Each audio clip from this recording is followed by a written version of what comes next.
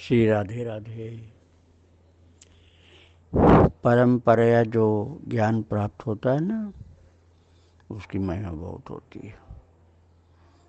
तो गुरु से प्राप्त ज्ञान को शिष्य के लिए कर्तव्य होता है कि वो उसे अध्ययन करे, याद करे, समझे, जीवन में उतारे, उसके बाद उसको सुरक्षित रखे आगे की पीढ़ी के लिए।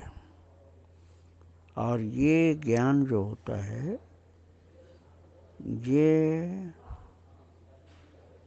तभी पूरा काम में आता है ना जब बहुत श्रद्धा से उसको सुना जाए, धारण किया जाए।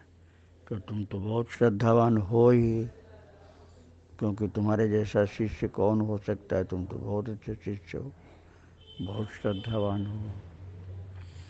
तो तुम्हारे लिए तो कोई ये बात है ही नहीं, तुम्हारी श्रद्धा में कोई कमजोरी। तुम्हारी तो श्रद्धा बहुत अच्छी है।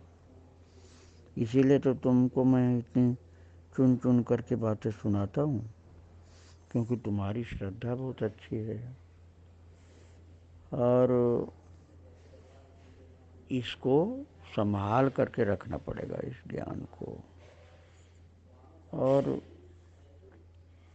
ये समझ लो कि ये सभी के लिए कल्याणकारी है। सब लोग इसका लाभ उठाते हैं। अभी तो तुम्हारे लिए बोला जा रहा है, बाद में दूसरे लोग इसको पढ़ेंगे, सुनेंगे, तो उनके लिए भी कल्याणकारी होगा। क्योंकि जीव के जन्म होते रहते हैं, बार बार जन्म होते हैं। तुम्हारा तो जन्म नहीं होता, तुम्हारी तो अपनी इच्छा से जन्म होता है। तुम जब चाहते हो तो प्रकट होते हो, जब नहीं चाहते हो तो निर्गुण निराकार रहते हो, जब चाहते हो सगुण साकार हो जाते हो। जो तुमको ज़रूरत समझ में आती है धर्म की रक्षा के लिए, अधर्म का नाश करने के लिए, तब तुम स्वयं ही प्रकट होते हो।